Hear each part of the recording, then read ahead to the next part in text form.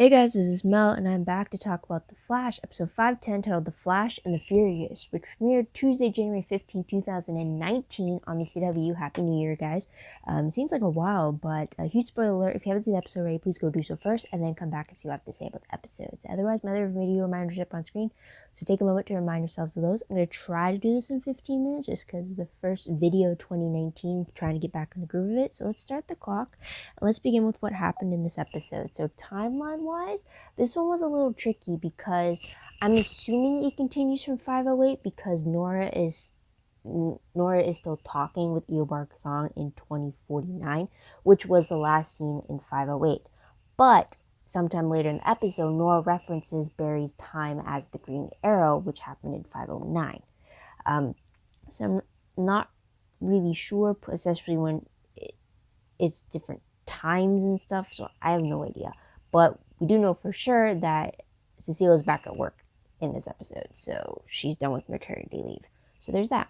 Huge episode reminder, I'll say that the title itself is a play on the Fast and the Furious, so you can definitely expect a fast car to be involved in this episode, for sure. The villain is the Silver Ghost, and kind of like an unwilling weather witch, to some extent, maybe. So there's that. We don't see any traces of Cicada, so just putting it out there. So for the storylines or episode breakdowns, I pinpointed were 3 different ones. First one being dealing with Silver Ghost and Weather Witch. Second one dealing with a potential cure for metahumans. And the third one having to deal with the whole distrust between Nora and Eobard Thawne. So there's that. So with the first storyline, we get Metatech being in this one with the ability to control anything with an engine, so that goes with the Silver Ghost. And then we also get the return of Weather Witch's staff, which controls weather, obviously. In this encounter, we do see Barry's powers being destabilized, so he's kind of confined to the pipeline, so Nora kind of has to take the front seat. But with the storyline, we do see a break-in attempt, or I shouldn't say attempt since they succeeded at a break-in at Argus, though we don't see Diggle or Lila, which was a little disappointing, or even Curtis even, so there's that. But anyways, second storyline with potential cure for metahumans. This is between Caitlin and Cisco. When Caitlin takes out the dagger shards from Cisco's hands, he realizes that with that, they could potentially create a cure for metahumans, which causes a fight or a disagreement between the two of them, because Cisco wants to be able to give that second chance to metahumans that they unwillingly created with the particle accelerator explosion. But Caitlin, because now she's gotten used to Killer Frost, doesn't see that as a good thing. But eventually she does come on board with the idea, and they kind of play some ground rules between them about it, which makes sense. So I see that as, like, with the first part of the season being about Caitlin trying to find her father, I think the cure is going to be in replacement of that now. So that's going to be like the solid side story that maybe continues throughout the next few episodes. So we'll see about that.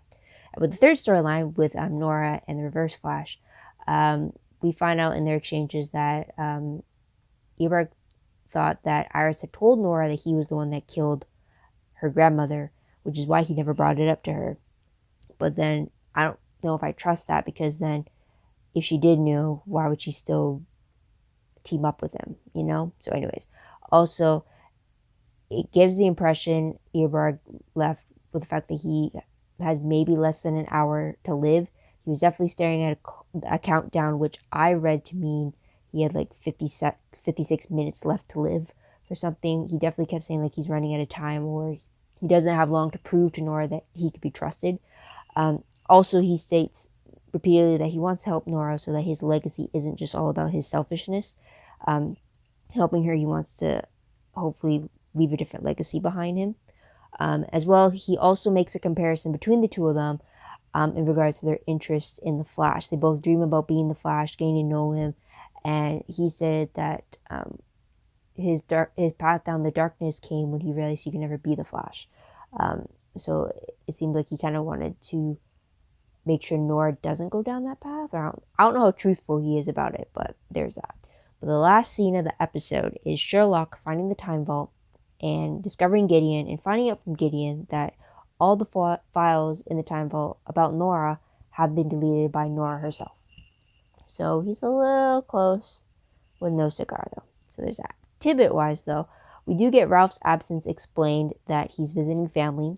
I think they tied it into the holidays.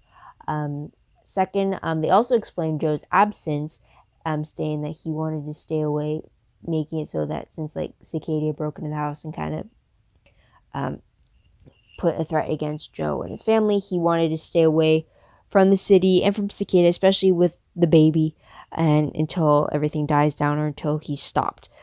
Cecilia even made a comment about Joe possibly being in Tibet because I don't know if I heard that correctly, but she did bring up the extrapolator device that allows her to breach with the device, and she ended up going to the wrong place. So there's that. Also, as mentioned before, Nora briefly references to Barry's time as the Green Arrow. So there's that. Also, we do find out that Caitlin has gotten a better handle on switching between Killer Frost being control or not. So there's that. She also said that her and Killer Frost agree on the movie The Breakfast Club, I believe. It's one of the only movies apparently they agree on. So there is that. What else? I just had one on the tip of my tongue. Oh, and also Sherlock did question Barry about the Speed Force language, and he's trying to like do some digging without actually revealing that he's doing digging into Nora. So there's that. So moving on to most shocking moment of the episode, I think it has to be the idea that Eobard Thawne has a deadline. It's possible that he might be on death row. I'm not sure what's happening to him in the future. But it definitely looks like time is not on his side this time. So there's that. But that's pretty much the only other shocker I can think of. But moving on, top 3 favorite moments. First one has to be Nora asking Caitlin to help her out in the field when it came to trying to stop Silver Ghost and Weather Witch when they were in the prototype Argus car. So it was really great to see Nora not only ask Caitlin, but then also get Killer Frost in the field and kind of doing the job. It was great to see that happening. Another favorite mine was while Barry was in the pipeline, he's reading Mick's book and getting really into it and like being impressed by the writing. And it's the same book that Mona gave to Nora Dark on Legends when she's in Time Bureau in her Time Bureau cell. So that's pretty funny that they're using objects to make appearances frequently in between the shows. And it's just funny that Barry was very interested in Mick's book. I mean, he was even doing a commentary while reading it, so that was pretty funny there. And another favorite, I think, I would say probably it's a bigger one, is Cisco's idea of creating a metahuman cure and Caitlin eventually agreeing to help him with it. I definitely like that they're able to put their knowledge and experience into something like this, and then hopefully it's used for good, giving people the option of them taking this cure, especially for those that have powers that pose a danger to themselves and to the public, like Fallout. But I can't wait to see how that goes. It also just further strengthens the friendship between Cisco and Caitlin. I just really like seeing them team up and work together and pulling their resources in such a way. I really enjoyed that. But moving on to top 3 peeve moments, the only peeve I could really think of that stood out to me was the lawyer representing Weather Witch. During the trial portion that we got, he was trying to get the charges dropped against her by blaming the metatech she was using as having an influence on her, and that's why she committed her crimes. What irritated me about that is I kept thinking, well, how is that different from a regular weapon being used and someone was being charged for it? It's like they're charged no matter what. It doesn't matter what weapon they pick. The fact that they chose to use the weapon in the dangerous manner that they ended up getting charged for doing, that's the crime here. Just because you got to handle something, an inanimate object that is dangerous to other people doesn't mean you blame the inanimate object. It's not like they got a choice or anything. It's not like they're alive to make the decision. So it really ticked me off when the lawyer tried to go in that direction. I mean, yeah. I don't know why. Like, I didn't want to get political or, like, get into it, but, like, for some reason that rubbed me the wrong way. So there's that. But moving on to what moment will I remember most when I look back on this episode? I guess, what am I going to look back on? I guess you can kind of say, well, Nora having to take a front seat, specifically since Barry had to be confined in the pipeline because he couldn't stop vibrating due to his interaction with the Meditech. So just seeing her try to be the front runner, I guess. So there's that. But moving on to random questions, do I really have any at the moment? Not really. I mean, the extended promo that they released before this episode aired kind of previewed what 5, 10, 11, 12 are going to be showing. So I kind of know that the next episode is going to involve Barry getting really angry in defense of Nora. And then another one is also with Barry and Iris seeing a younger version of Nora. So I don't really have any random questions at the moment. But I guess I'm just wondering when Sherlock is going to bring his suspicions about Nora to the rest of the team. It's just like, until he has concrete evidence or something, I don't know. And then also, what exactly does Eobard Clown have an ulterior motive when it comes to Nora? Is he hoping that helping her would somehow change his own fate when the timeline solidifies itself? I don't know. But aside from that, let's move on to predictions very quickly. Based off the promo for 511, it looks like Cicada is back and he's on a killing spree. It looks like a bunch of metas that we've seen before team up to try to stop him. We also see Nora being greatly injured. This is what's supposed to lead her to being temporarily paralyzed, which fuels up Barry's rage to go against him. So there is that.